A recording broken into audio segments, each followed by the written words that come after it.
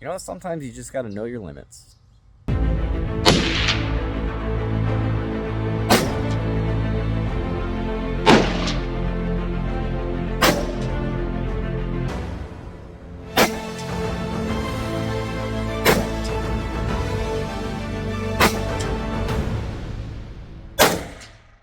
What's up, guys? Joe here from Scruffy Arms. Hey, if you're new to the channel, thank you for being here. Please like, subscribe, hit that bell notification.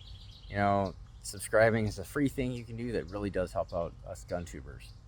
So, man, it has been a little bit since I did a video. I did a video thanking everybody for the 1,000 subscribers, and we just got crazy busy. I opened up another business. I opened up a hobby and game shop. It's called Guild Pack Games here in our town. I opened that up with some of my friends, and it's been open for about 2 weeks now, and it has been absolutely bonkers. We have had all kinds of time invested into that, so much so that I've actually got my gunsmithing. I've actually got some gunsmithing business that is backing up that I really needed to get on. So, and in all that time, I also have my 7 PRC that I built that I still haven't taken to the range to shoot. So I really needed to take a step back and think about, okay, what are my limits and my capabilities and capacity for work? You know, what are the things that I can actually take on? What are the things that I can do? And I think that's a really important lesson, especially when it comes to working with firearms, handling firearms, purchasing firearms, shooting firearms. You know, is knowing your limits and knowing your limitations, what you can and you can't handle. So in the build with my 7 PRC, I ran into a couple things that I had to reach out to a fellow gunsmith and ask him for help on, because this was my first build. I wanted to make sure the first build I did was mine. I didn't want to have to do it for a customer and have things go wrong. I had to learn a lot of things, like what are the proper tools that you need, what the best go and no-go gauges to get, because they're not all cut the same. When you're dealing with precision chamberings versus standard chamberings, all of those things are lessons that I had to learn on this build. And even in all of that, the only thing I don't have is a way to machine barrels. That's the only thing I can't do, is I don't have anything that I can do machining with. So I can't cut barrels, I can't thread barrels, and part of that issue that I had is I just couldn't get the headspace and timing right on the 7 PRC. My go and no-go gauges weren't working.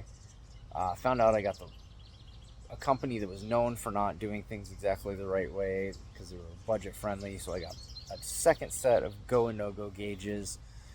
Those kind of worked. I wasn't getting that good just bolt drop, but I never got that on my M77, so I'm like, okay, maybe it's not that big of a deal. Reached out to the gunsmith. He said, hey, take out the bolts, take out the firing pin, put the bolt in, load up a live round, and how does it chamber?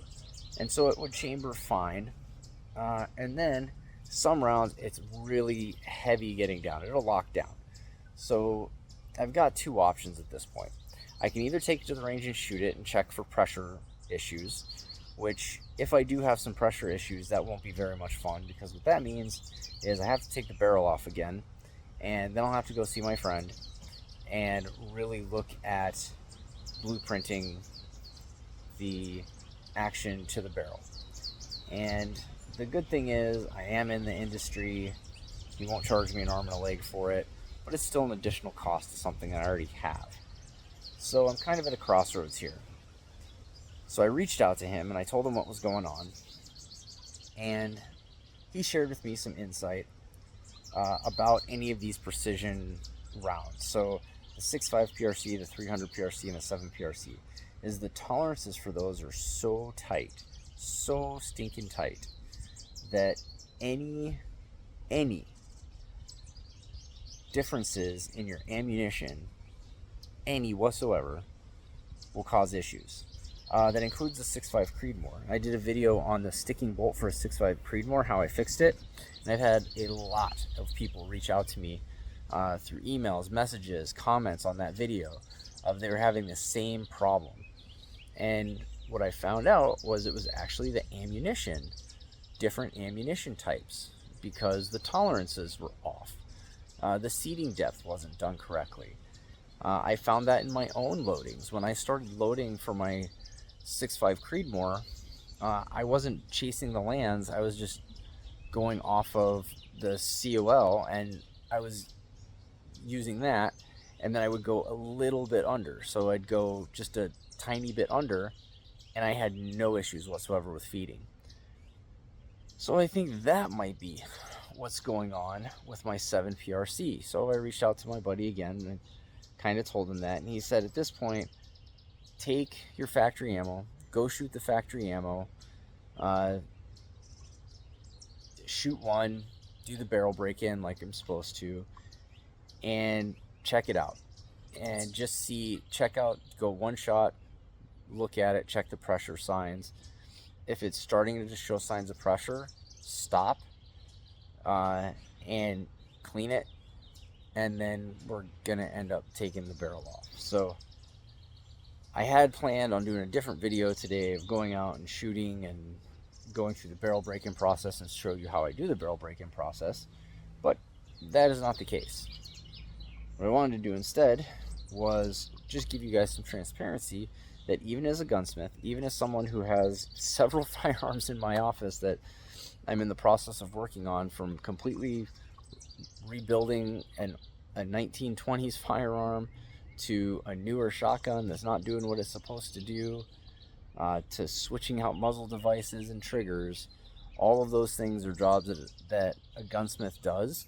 And we don't very often have these big projects that are ones that just keep going farther and farther down a rabbit hole. But when you get those, you learn a lot about yourself and you learn a lot about firearms. So I've learned a ton on this rifle, and I'm glad this happened to my personal rifle, because with my personal rifle, I'm willing to do things that I'm not willing to do with the customers. So I wanted to take this time today, guys. It's a beautiful day outside. I had to come check on my chickens anyways out in my backyard. My mulberry tree is so heavy. Oh, a little bumblebee. My mulberry tree is so heavy that it's hanging all the way down to the ground. And I think you guys can see my chickens. I was coming out to check on the chickens. Hey, girls.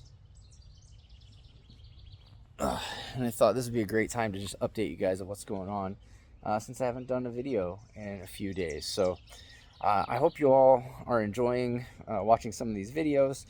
I promise I am getting back out to the range. We're going to be shooting some more. Things have finally calmed down with that hobby shop, so I actually have a shotgun that I need to take to the range to test fire for a customer, so maybe I'll bring you guys along with that.